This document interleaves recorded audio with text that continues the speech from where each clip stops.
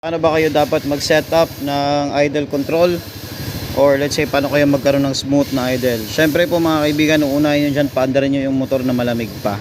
Okay, at bago kayo pumunta dito sa fuel compensate, engine temp, okay, fuel ECT trim, tandaan nyo po yun mga kaibigan. Pag nakakonect kayo, paandarin nyo ng malamig, then dito po kayo magko-control, depende po sa kung ano pong degree ang laman ng makina. Kaya nito naka 38 degrees pa lang po ako.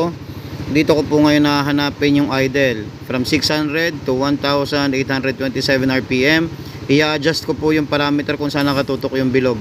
Ganyan po ang pag-set ng idle per engine temperature. So ngayon mga kaibigan, magagawa nyo na yon ng mas maayos. Kapag ka po sinet nyo yan, hahabulin po yan ng makina mismo o ng ECU mismo para makorek yung idle. Pakatandaan na lang po yan para mas madali po tayo na makapag-setup ng unit. Huwag po kayo basta-basta gagalaw dito sa low temperature para hindi po maganda gulo-gulo yung tono nyo.